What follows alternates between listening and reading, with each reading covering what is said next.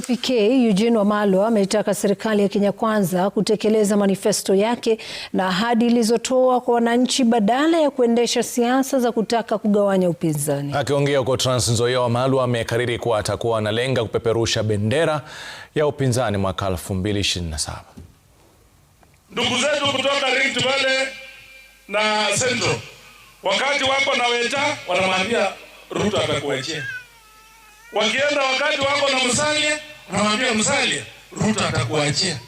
Ni kuwachezea, maana akili iko chini ya kisiasa.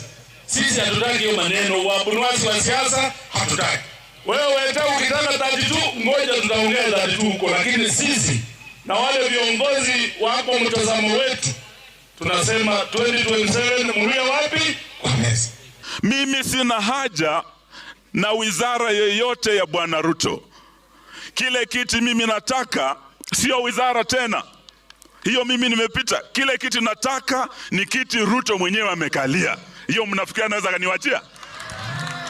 Ruto hana uwezo wa kuniachia kile kiti. 2027 tumesema kutoka kwa nyumba ya Mlembe.